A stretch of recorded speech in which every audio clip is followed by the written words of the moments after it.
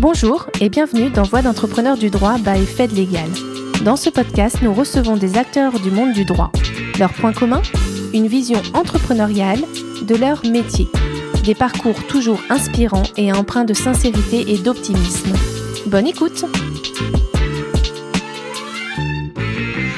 Bonjour et bienvenue dans ce nouvel épisode de Voix d'entrepreneurs du droit, VEDD, le podcast du cabinet de recrutement Fed Legal. Je suis Audrey Deléris et je suis ravie de recevoir Olivier Catherine, secrétaire général du groupe Sonepar. Olivier, comment allez-vous aujourd'hui ? Écoutez, très bien. On est en ce lundi matin après un week-end un peu pluvieux, mais agréable. Après une période qui était assez chargée pour moi, avec notamment l'Assemblée générale des actionnaires il y a tout juste quelques jours. Merci de prendre le temps et rassurez-vous, je crois que le soleil va revenir. Donc je n'ai aucune maîtrise là-dessus, mais j'ai bon espoir. En tout cas, merci de prendre le temps justement, de partager votre expérience et il y a quelques questions que j'ai préparées pour vous, ça commence bien, je n'arrête pas de m'affouiller d'en parler juste avant que j'appuie sur le bouton d'enregistrement. Donc on va commencer. Olivier, est-ce que vous pouvez vous présenter à nos auditeurs ? Qui êtes-vous ? Oui, donc bonjour à tous et à nouveau bonjour Audrey. Donc je suis donc Olivier Catherine, je suis secrétaire général du groupe Sonepar, qui est le leader mondial de la distribution de matériel électrique aux professionnels. Donc on est B2B, c'est un groupe qui a été créé en 1969. Qui est un groupe familial, indépendant, donc qui est détenu par deux familles qui sont les mêmes familles depuis l'origine, donc il y a un peu plus de 50 ans. Donc non coté en bourse, ce qui explique aussi qu'on soit relativement peu connu. Donc ça fait précisément 6 ans, et auparavant, j'ai commencé ma carrière, on y reviendra peut-être, en cabinet d'avocat, chez Sullivan & Cromwell. Ensuite, je suis passé chez Gaz de France, donc qui est désormais Engie, dans différentes fonctions, et ensuite j'ai passé une décennie environ chez Bureau Veritas avant de rejoindre Sonepar. Voilà, sinon moi je suis originaire de la région parisienne, avec des origines à la fois normandes du côté de mon père et dauphinoises du côté de ma mère. Et je suis marié, j'ai 3 enfants. Voilà. Merci pour cette présentation. Bien occupé. je n'en doute pas. En termes d'études, vous avez commencé par être avocat. Est-ce que vous pourriez nous expliquer pourquoi vous avez choisi le droit au départ ? Oui, effectivement. Moi, au lycée et même déjà au collège, j'aimais beaucoup tout ce qui était géographie, histoire géo. Ensuite, j'ai beaucoup aimé l'économie en classe de seconde de mémoire. J'étais intéressé par la politique, tout ce qui était institutionnel, géopolitique, et donc je me suis orienté finalement assez naturellement vers une carrière, vers un cursus à la fois tourné vers l'économie et la gestion, D'accord. Et le juridique, puisque j'ai fait une classe prépa à ce qui était à l'époque l'ENS Cachan, qui est maintenant l'ENS Rennes. Donc droit, économie, gestion, D1 dans le langage, dans le jargon, et donc ce qui m'a beaucoup plu, puisqu'il y avait un panachage des matières donc de gestion, d'économie, juridique, d'anglais aussi, langue étrangère. Donc c'était ça correspondait parfaitement à mes aspirations. Et justement, c'est un cursus qui dure 5 ans alors, l'ENS. Voilà, il y a 2 ans de classe prépa. D'accord. Et ensuite l'ENS c'est 4 ans. D'accord. Avec un cursus en parallèle à l'école, donc tout ce qui est économie, gestion, et à l'université. À l'époque, il y avait une convention avec Paris 1. Donc j'ai fait le cursus, je dirais normal, juridique jusqu'au DEA inclus. D'accord. Et tout en faisant l'ENS Cachan et la grecque d'économie et gestion en parallèle. D'accord. Donc, c'était un peu un combo. Ok, donc vous étiez bien chargé durant vos études. Voilà, et puis j'ai fait mon service militaire au Sénégal. D'accord. Donc ça, j'étais très content de faire mon service militaire dans la marine, j'étais un des tout derniers. Et ensuite, j'ai fini mes études aux États-Unis en faisant un LLM à l'université de Virginie. Donc Virginie, c'est à Charlottesville, c'est à 2 heures de voiture au sud de Washington. D'accord.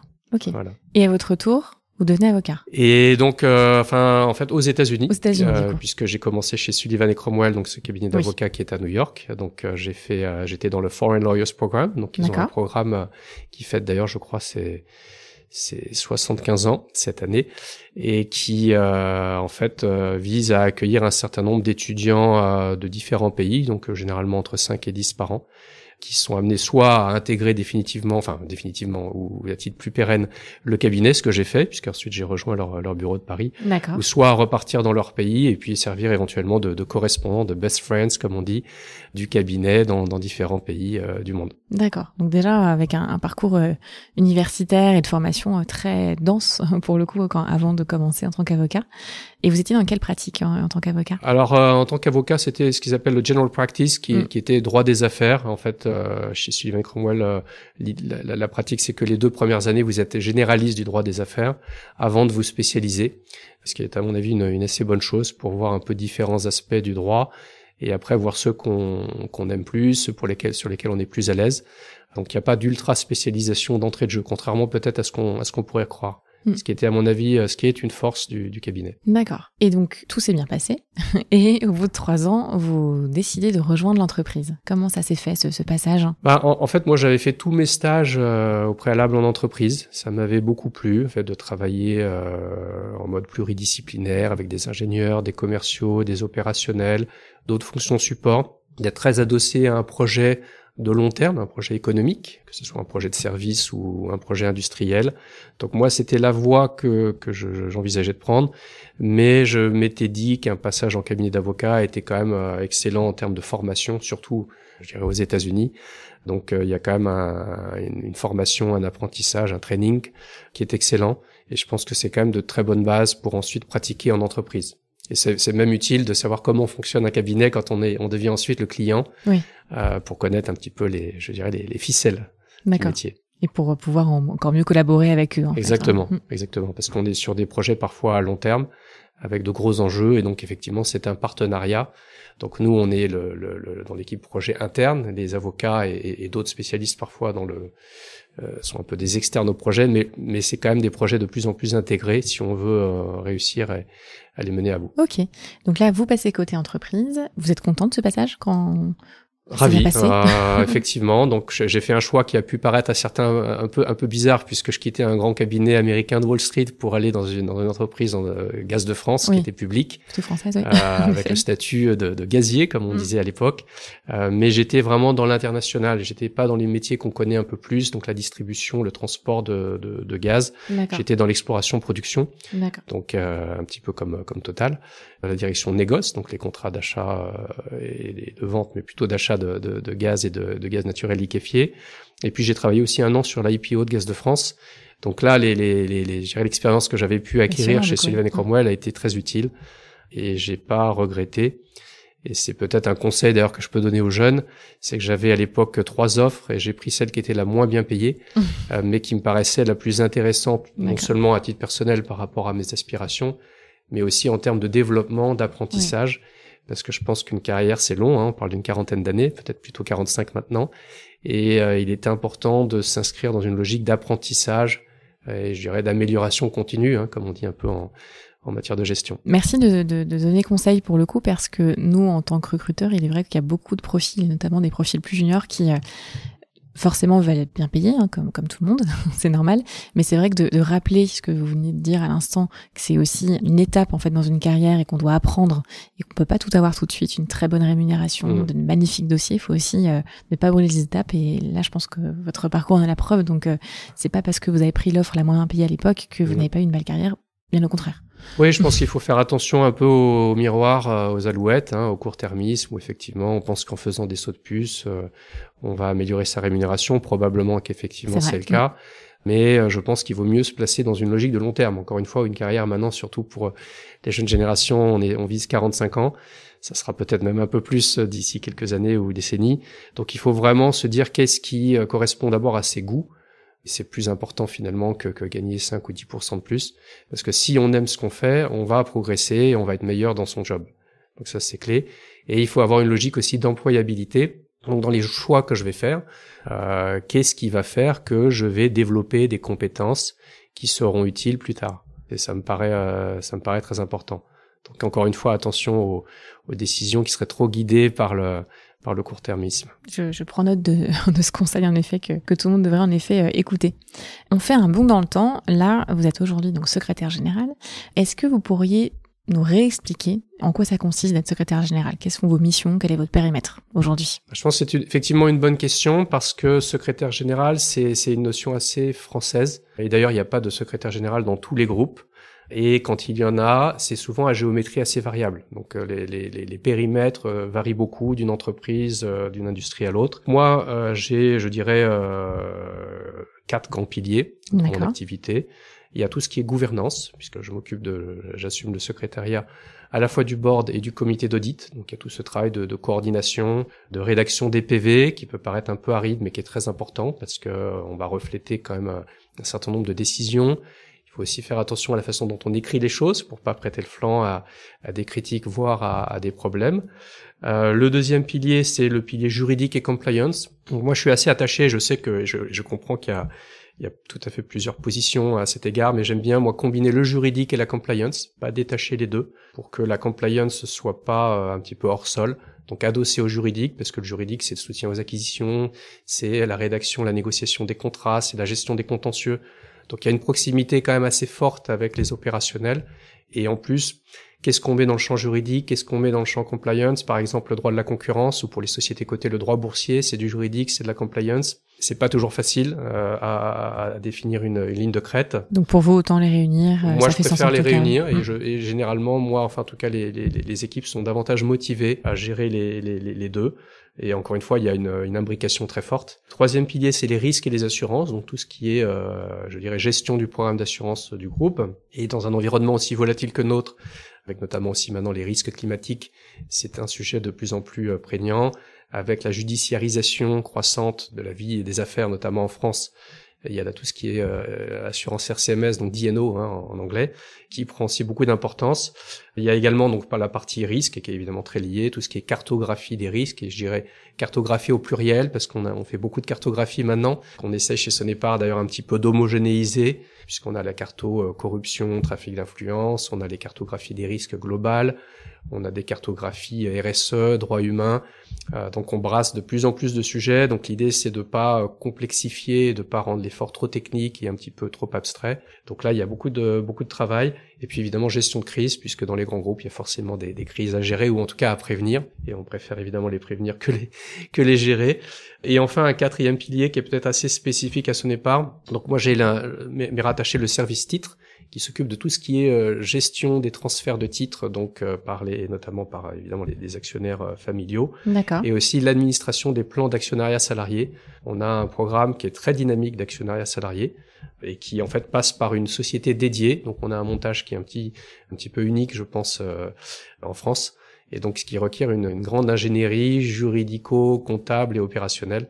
Donc on gère, et on a de plus en plus donc deux sujets qui émergent. Alors un qui est le HSE, donc c'est sécurité santé au travail, donc qui est maintenant récemment tombé dans l'escarcelle du secrétariat général. D'accord. Et on a un rôle croissant sur tout ce qui est RSE. Et je pense que c'est probablement une discussion qu'on a beaucoup sur la place. C'est que la RSE, qui était beaucoup du soft law, des bonnes pratiques, des recommandations, qui devient maintenant de plus en plus du hard law, donc c'est maintenant très réglementé, ça devient quelque part de la compliance, avec notamment le devoir de vigilance, mais aussi le reporting extra-financier. Et donc c'est une matière qui requiert de plus en plus de technicité juridique, parce qu'il y a des enjeux de réputation, des enjeux même juridiques, voire judiciaires.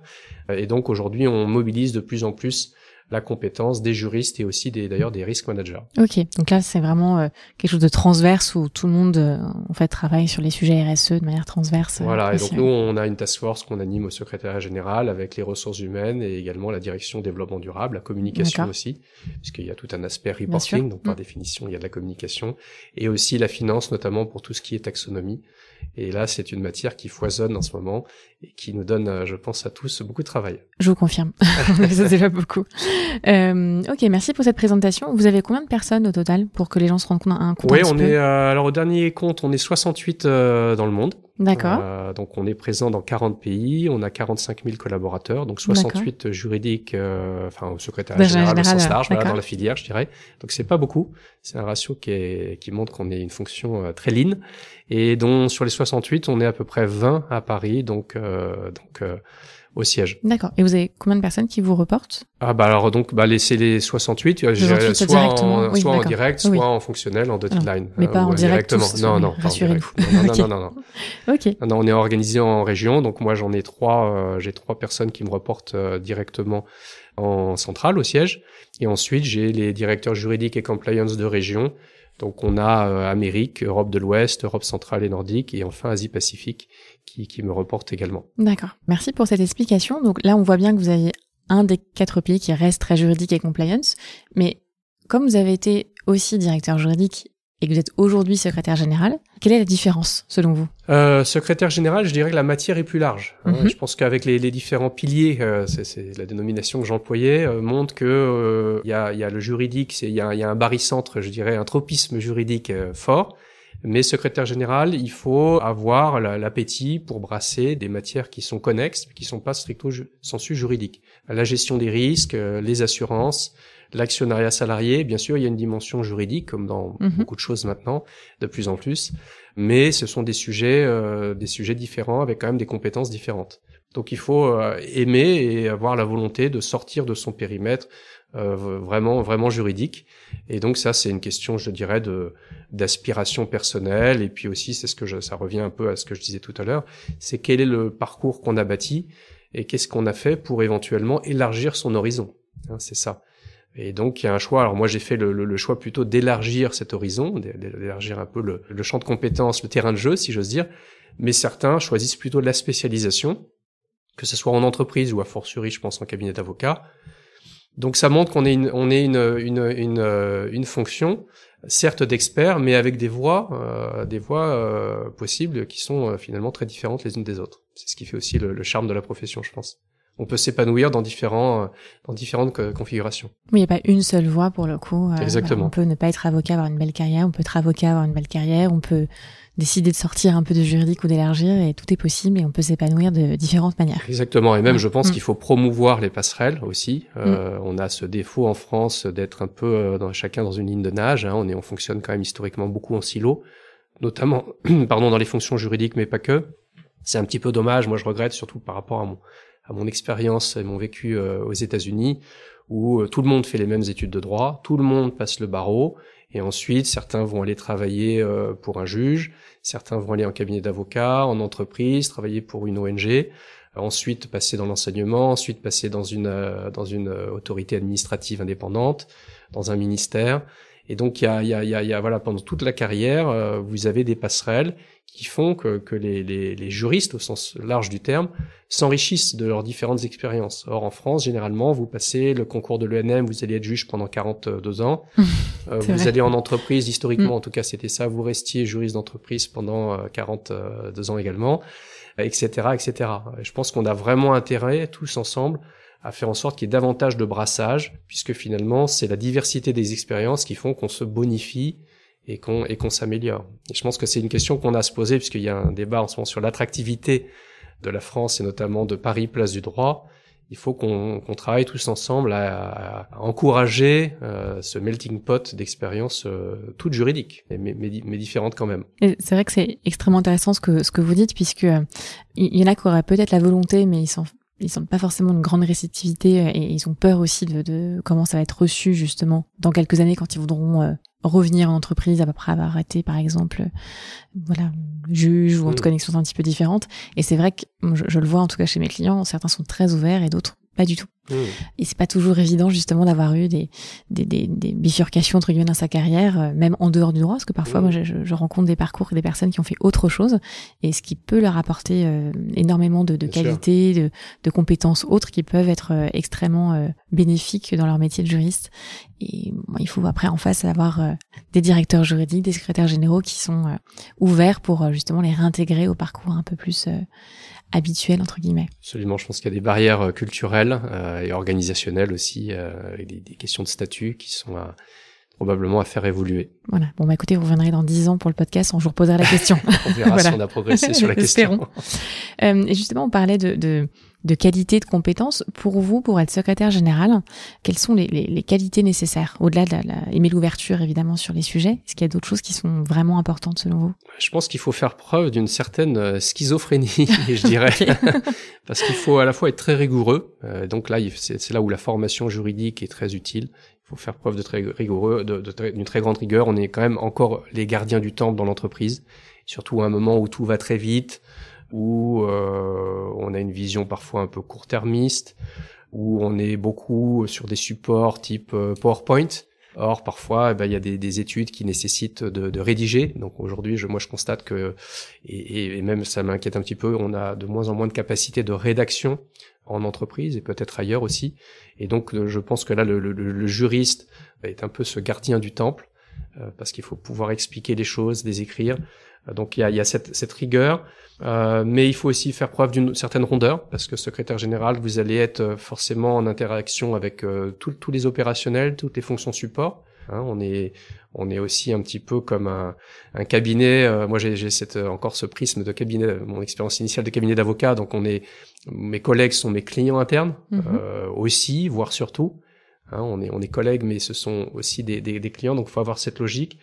Il faut faire preuve de détermination, parce que sinon, vous risquez de vous faire embarquer dans des influences, de tomber dans une certaine négligence ou un certain laxisme pour faire plaisir. Parfois, il faut tenir une ligne, il faut tenir un cap, tout en faisant preuve évidemment d'adaptabilité, parce que les situations évoluent, on fait des acquisitions, la gouvernance peut être amenée à évoluer elle-même. Donc ça, c'est cette chose-là. Après, il faut avoir aussi une vision. Ce qui est très important pour moi, c'est d'avoir à la fois la vision stratégique, puisque justement, secrétaire général, on dépasse un peu le juridique, hein, même clairement le juridique. On est un petit peu un conseiller du CEO, du board, parfois d'autres fonctions support ou d'opérationnel. Donc il faut avoir la bonne compréhension de l'environnement dans lequel le groupe évolue, mais il faut aussi savoir descendre au niveau tactique. D'accord. Il faut savoir, sur des dossiers précis, on va attendre que vous, secrétaire général, vous donniez un avis sur tel sujet, sur un sujet important, un contentieux, un gros contrat, un projet de M&A. Donc il faut, pour moi c'est très important, garder ce côté quand même opérationnel juridique. Et donc savoir encore mettre les mains dans le cambouis, c'est important parce que donc encore une fois, si vous êtes justement en étant secrétaire du conseil, quand un board member se tourne vers vous et vous pose une question, il faut connaître vos dossiers, il faut connaître parfois un peu le détail des dossiers. Et c'est important, je pense aussi, comme on est une fonction experte, pour la légitimité aussi vis-à-vis des équipes et aussi vis-à-vis des avocats. Je remarque que c'est important. Il faut montrer que on maîtrise ces dossiers et on est quand même au courant des évolutions juridiques.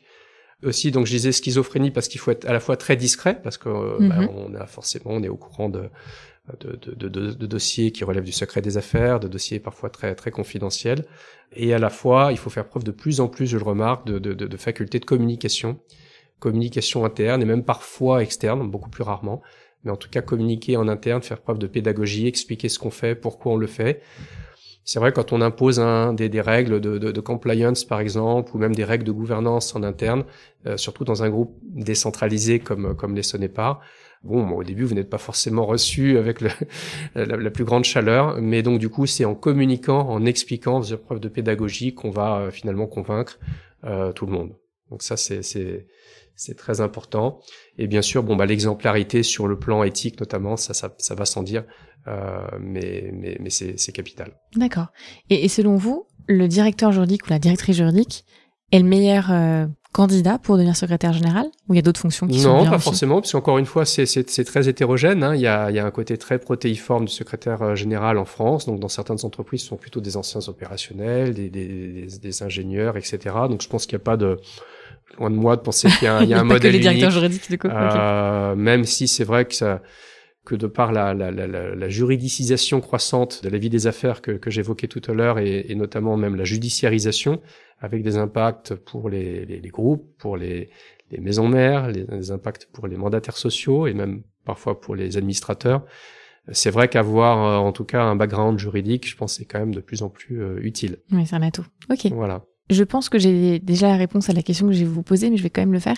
Pourquoi est-ce que ça vous plaît, justement, ce métier de secrétaire général, par rapport à être directeur juridique, par exemple, comme vous avez exercé les deux fonctions ? Je pense que c'est ce côté diversité des sujets, tout en étant imbriqué. J'emploie souvent l'expression qu'on est un peu porteur des dispositifs de protection du groupe, le secrétariat général. Et je trouve que c'est tout à fait ça, parce que pour moi, un secrétariat général, il a finalement deux grandes ambitions dans sa feuille de route. C'est d'abord donc de protéger les actifs du groupe, tous les actifs physiques, les actifs corporels, notamment la propriété intellectuelle, la réputation d'un groupe, et les actifs humains avant tout, le capital humain. Notamment, j'évoquais le HSE par exemple, qu'on couvre désormais, mais même la protection juridique des salariés, qui est pour moi crucial. Et l'autre grande feuille de route du secrétaire général, c'est l'accompagnement de la croissance du groupe, finalement, à travers de la croissance autonome, la négociation des contrats, la diffusion des contrats types, des conditions générales, l'accompagnement surtout aux opérations de fusion-acquisition. Donc on accompagne aussi la transformation du groupe, puisque beaucoup de groupes, évidemment, aujourd'hui se digitalisent. Donc ça crée des nouvelles problématiques en termes de cyber, de protection des données personnelles. Donc on est là pour accompagner et sécuriser en même temps ces nouvelles tendances. D'accord. Donc on fait des belles missions, évidemment. Voilà, et puis en plus, en étant secrétaire général et notamment en étant membre du COMEX, ça présente l'avantage d'être vraiment imprégné de toutes les grandes problématiques stratégiques, d'être impliqué dans les processus de décision, de prise de décision, ce qui est très important. Et donc ça, je trouve que c'est passionnant. Et comme je le disais tout à l'heure, on est en lien vraiment quotidien avec à la fois le business et puis toutes les autres fonctions support du groupe. Ok. Merci de nous avoir expliqué pourquoi ça vous plaît. En parallèle, vous avez repris un cycle d'études à l'IHEDN, l'Institut des hautes études de défense nationale. Est-ce que vous pouvez nous expliquer en quoi ça consiste et qu'est-ce qui a motivé votre choix? Oui, donc l'IHEDN, c'est un peu une spécificité française qui a été créée dans les années 1930 par les armées, qui est aujourd'hui un institut qui dépend du Premier ministre, qui a été créé pour renforcer l'esprit de défense. Donc on comprend dans les années 30 le pourquoi. Et on comprend aussi aujourd'hui, malheureusement, compte tenu du contexte géopolitique dans lequel on évolue, pourquoi il est important de renforcer cet esprit de défense. Et donc c'est un peu une sorte de think tank, donc qui dépend encore une fois du Premier ministre, qui est dirigé par un officier général, et qui rassemble chaque année à peu près 100 personnes, un tiers qui sont des officiers supérieurs qui sont amenés à devenir généraux ou amiraux, et donc les 2 tiers qui sont des gens issus de la société civile, de tout secteur. Donc il y a des industriels, notamment dans la défense, mais pas que. Vous avez 2 ou 3 juristes ou avocats par an.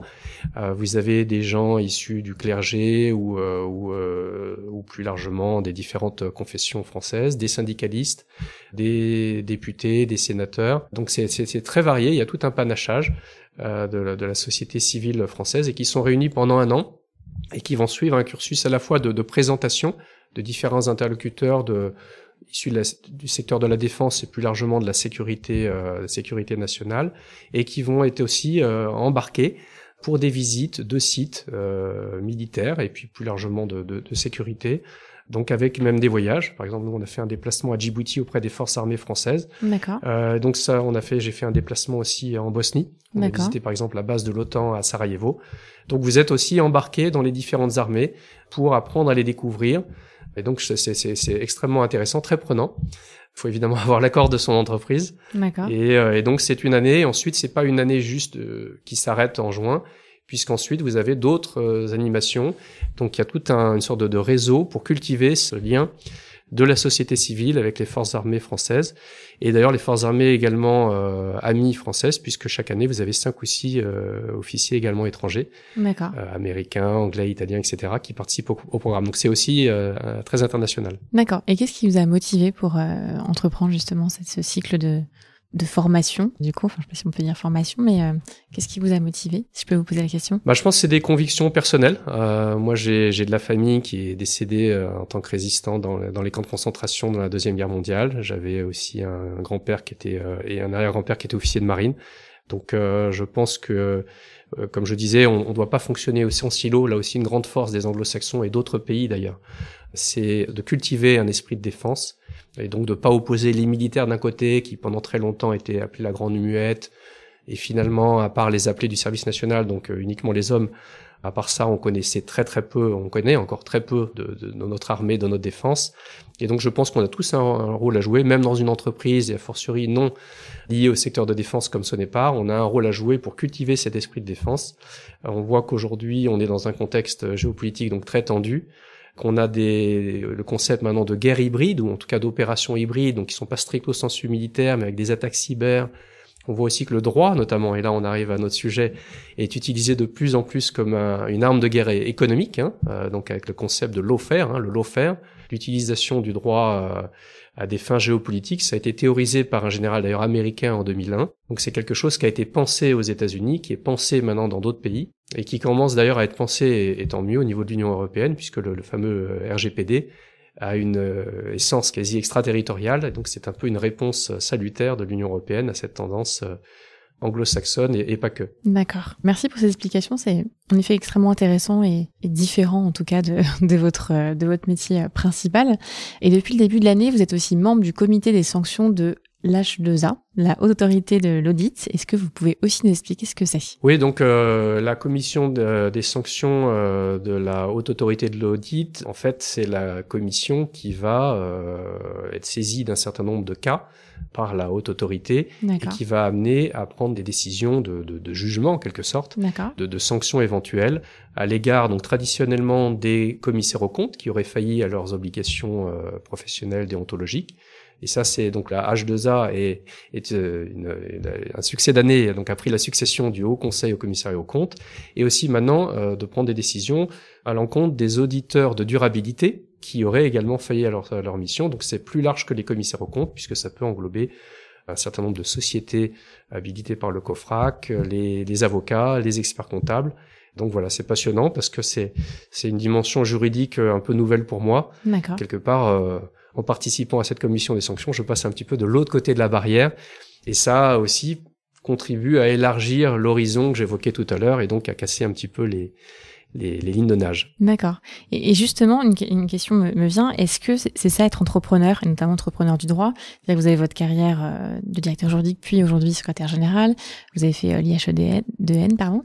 Là, vous êtes au sein de la Haute Autorité de l'Audit. Est-ce que c'est ça, justement, avoir des projets annexes à votre carrière principale?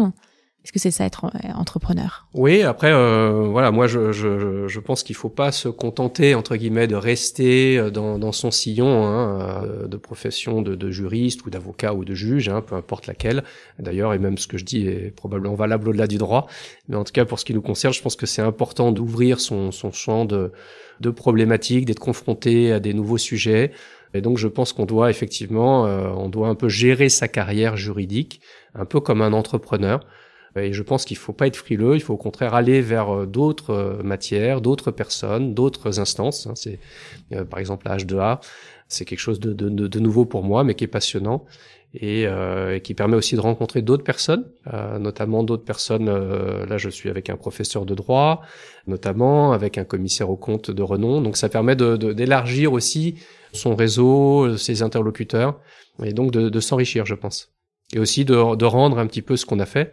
C'est un peu l'idée de give back, comme disent les Américains. C'est-à-dire qu'il faut aussi à un moment restituer un peu. Là, on a eu la chance d'acquérir un savoir, d'avoir eu des mentors, des gens qui vous ont fait confiance, tout un écosystème. Et donc, je pense que c'est aussi important de rendre à cet écosystème. Je pense que c'est une question d'éthique élémentaire. Ok. Merci en tout cas de nous expliquer ça et surtout de le faire pour toute la communauté juridique. Là, vous avez un petit peu expliqué déjà à travers tous vos projets annexes et puis aussi votre métier au quotidien qu'évidemment le droit occupe encore une place importante, mais je sais pas si vous pouvez quantifier ou expliquer quelle place ça occupe. Est-ce que ça reste quand même... on voit qu'il y a une vraie passion pour cette matière-là qui est aussi le fil conducteur de votre carrière et de vos projets, mais est-ce que ça reste quand même une très grosse place justement dans votre quotidien? Oui, le droit de toute façon régit et gouverne et régule de plus en plus nos sociétés. Alors nos sociétés au sens entreprise, mais plus largement au sens de la cité, nos cités. Donc il y a plusieurs raisons à cela. Il y a eu l'internationalisation des échanges, et il faut y donner un cadre quand même commun. Il faut le réguler. Il y a aussi quand même l'influence des anglo-saxons, qui d'ailleurs accompagne cette internationalisation des échanges, où donc on sait que la place du droit est historiquement très très forte. C'est un outil, un mode de régulation sociale qu'on est aujourd'hui en train d'absorber et d'ingérer, notamment au sein de l'Union européenne. Et puis il y a probablement une plus grande technicité des sujets. Si on regarde la technicité des sujets cyber, mais même dans un autre domaine, le reporting extra-financier qui devient quand même extrêmement ardu. Si on prend CSRD, les 1178 fameux data points, il faut quand même avoir une grande technicité, une grande, expertise de tous ces sujets. Et donc le droit, devient maintenant un peu une pierre angulaire du fonctionnement de l'économie et même de la politique au sens plus large du terme. Et donc je trouve ça passionnant. Et ensuite, dans le domaine juridique, il y a beaucoup d'évolutions. Moi, quand j'ai commencé ma carrière, il y a un peu plus de 25 ans maintenant, la matière phare était les fusions-acquisitions. Aujourd'hui, bien sûr, ça reste une matière très importante, mais qui s'est beaucoup normée. Aujourd'hui, les fameux SPA, donc les contrats d'acquisition, de cession d'entreprises se sont quand même notoirement normées, les lettres d'intention aussi, les accords de confidentialité, les NDA. Donc aujourd'hui, ce sont des processus très normés. Les due diligence checklists, on réinvente plus tellement la roue. Maintenant, on a quand même des dispositifs, des outils sur l'étagère. Ça reste compliqué, mais ça s'est beaucoup normé. Ensuite, il y a eu une phase, moi j'ai trouvé qui était très portée vers les contrats internationaux, l'internationalisation au sens large du terme, le droit international aussi. Et là, maintenant, on est vraiment tourné, je le disais tout à l'heure, vers la RSE et plus spécifiquement le devoir de vigilance, avec un foisonnement des textes européens qui rend honnêtement la matière très difficile à suivre, même pour les grands groupes bien outillés comme le mien, avec la taxonomie, la CSRD, la CS3D, le projet de texte sur la prévention du travail forcé. Donc ça devient quand même extrêmement challenging de gérer de front tous ces textes qui arrivent à peu ou prou en même temps et qui sont sur des matières a priori communes, la RSE, mais qui en réalité ne se parlent pas forcément très bien. Donc il n'y a pas une très très grande articulation entre tous ces textes. Donc là, il y a un grand défi pour toutes les entreprises, notamment européennes. Et forcément, votre quotidien et donc, ça influe sur notre quotidien. Et on peut s'en réjouir, puisque effectivement, ça rend les fonctions des juristes, je dirais, d'autant plus précieuses pour les entreprises. Et alors, revenons un petit peu à vous. Quelles sont vos propres inspirations?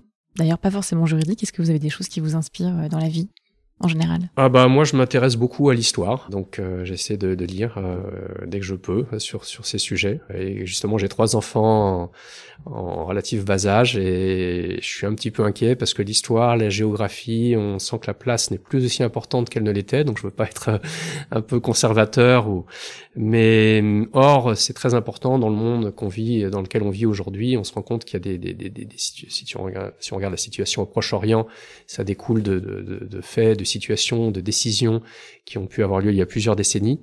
Et si on n'a pas un peu appris ce qui s'était passé en 1948 ou pendant la Deuxième Guerre mondiale, on va avoir du mal à comprendre la situation d'aujourd'hui et potentiellement les événements de demain. Donc je pense que ça c'est très important. Voilà, par exemple, et puis ce qui m'inspire aussi, puisque en préparant un peu cette édition, vous m'aviez posé la question un peu quelles sont les personnes qui peuvent m'inspirer. Et finalement, en réfléchissant pendant le week-end à la question, je me suis dit que c'était des enseignants. Peut-être que je suis fils d'enseignant, mais finalement, ce qu'on arrive à faire pendant une carrière, il faut pas oublier que c'est le fruit d'une sédimentation de savoir, de savoir-faire. On a acquis quand même beaucoup au départ à l'école, donc l'école de la République. Et donc, on a eu des enseignants.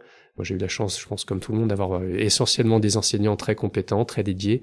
Et finalement, ce qu'on est aujourd'hui, c'est un peu grâce à eux. Donc voilà, je leur rends hommage. Oui, merci pour cet hommage du coup. Voilà. Je ne savais pas en effet ce que vous alliez répondre. Donc, merci beaucoup pour ce partage. Et voilà, ceux qui nous écouteront, parce qu'il n'y a pas que des juristes qui écoutent ce podcast, il y a aussi d'autres personnes. Donc j'espère qu'il y aura des enseignants aussi qui écouteront ce podcast et qui seront contents de cet hommage en tout cas. Une question un peu curieuse, en tout cas pas curieuse, en tout cas pleine de curiosité. Si vous n'avez pas été directeur juridique ou aujourd'hui secrétaire général, quel métier auriez-vous aimé exercer, Olivier? Alors j'aurais bien aimé exercer le métier de la profession de pilote de rallye. Ah, ok, j'attendais parce qu'en fait Olivier n'a pas voulu me dire avant de commencer sa réponse. Alors, ok, pilote de rallye. Pilote de rallye. Moi, je suis passionné par le sport automobile. Alors je sais que c'est plus tellement dans l'air du temps, mais je pense que j'aime bien à la fois l'aspect vitesse dans le rallye et à la fois la précision justement, et peut-être le côté rigueur. Il faut être extrêmement précis, avoir le geste précis au bon endroit, le freinage au bon moment, aborder le virage de la façon appropriée. Donc voilà, il y a ce côté à la fois, je dirais, vitesse, puissance et aussi précision, rigueur. Et donc voilà, j'aurais bien aimé idéalement. Mais quand j'ai dit ça à ma mère notamment, quand j'étais déjà en primaire quand je voulais faire ça, elle m'a pas beaucoup encouragé dans la voie. Je pense que ça l'inquiétait plutôt. D'accord. Donc je pense qu'elle est très contente que j'ai fait du droit.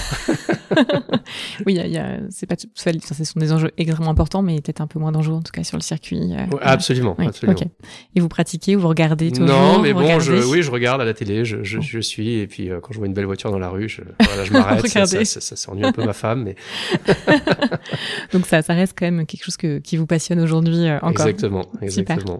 Et alors vous avez déjà donné pas mal de conseils durant cette interview, mais est-ce qu'il y a quelque chose, un conseil que vous auriez aimé recevoir quand vous avez débuté, ou même aujourd'hui que vous aimez donner à vos équipes? Je pense déjà quand on est étudiant, et c'est une bonne chose maintenant, parce que c'est beaucoup plus le cas que, entre guillemets, à mon époque, c'est vraiment multiplier les stages. Et mon conseil, même si on sait qu'on veut être avocat, qu'on va en tout cas démarrer en tant qu'avocat ou en tant que juriste ou en tant que, magistrat, commissaire de justice, je pense qu'il faut faire des stages, à mon sens, dans différents environnements. Donc si on fait des études de droit, je pense qu'il faut faire 1 ou 2 stages en entreprise, dans une autorité administrative ou dans le domaine judiciaire, dans une ONG, en cabinet d'avocat. Je pense que même si on a déjà un peu une idée déterminée de ce qu'on veut faire, de l'environnement juridique dans lequel on va vouloir évoluer, je pense qu'il faut profiter des études pour un peu tâtonner, au sens positif du terme, toucher un petit peu aux différentes organisations du droit, pour après affiner justement son choix. Et aussi après, quand on va évoluer dans un environnement donné, avoir quand même une connaissance des préoccupations, des enjeux, des facteurs de décision des autres acteurs du droit. Ça me semble important. Et ensuite, il va y avoir une décision, je pense, assez rapide à prendre. Est-ce qu'on va s'orienter vers la spécialisation, devenir l'expert en propriété intellectuelle, expert en M&A, expert en droit fiscal, ou est-ce qu'au contraire, on va rester plutôt généraliste du droit? Moi, c'est la voie que j'ai plutôt choisie, comme je l'évoquais tout à l'heure. Mais il n'y a pas de bonne ou de mauvaise voie. Sous votre contrôle, Audrey, vous êtes spécialiste du recrutement. Il n'y a pas de mauvais choix. Mais il faut savoir qu'à partir du moment où on va opérer un choix dans une de ces 2 voies, au bout d'un moment, ça va être plutôt plus difficile si on veut changer. Donc il faut avoir conscience de cela. Et je pense qu'il faut aussi prendre le temps, quand on est avocat et quand on est jeune diplômé, prendre le temps d'aller rencontrer des acteurs du droit, leur demander de raconter ce qu'ils font, leur métier. Quand on est étudiant, parfois on a un peu des idées préconçues, et donc il faut vraiment aller vers les autres et aller à la rencontre des différents acteurs du droit. Voilà. Donc toujours avoir une grande ouverture, qu'on soit étudiant ou aujourd'hui juriste ou directeur juridique ou secrétaire général. Voilà. Et garder cette ouverture en tout cas d'esprit, comme je l'évoquais aussi, pour s'enrichir, aller vers des nouveaux sujets. Finalement, le droit, c'est un peu comme des dunes dans un désert, ça évolue, ça bouge. L'importance de la matière est croissante, là, il n'y a aucun doute là-dessus. Mais par contre, les thématiques changent dans le temps. Donc, il faut aussi savoir s'adapter. Merci beaucoup, Olivier, pour ce retour d'expérience, pour ce partage. J'espère que vous avez passé un bon moment. Excellent moment, et merci beaucoup, Audrey. Très bonne occasion, comme toujours, de discuter avec vous et avec tous les acteurs du droit. Merci en tout cas, Olivier, pour le temps, pour tous ces précieux conseils. C'était un vrai plaisir et je suis certaine que les auditeurs auront eux aussi passé un bon moment quand ils auront écouté ce podcast. Et j'aimerais aussi tous vous remercier de nous écouter et je vous dis à très bientôt pour un nouvel épisode de Voix d'entrepreneurs du droit. Merci. Merci pour votre écoute. Nous espérons que ce temps de partage vous a plu. Abonnez-vous pour plus d'histoires professionnelles et de témoignages enrichissants. Suivez-nous sur LinkedIn et retrouvez nos offres d'emploi sur notre site carrière fed-group.fr.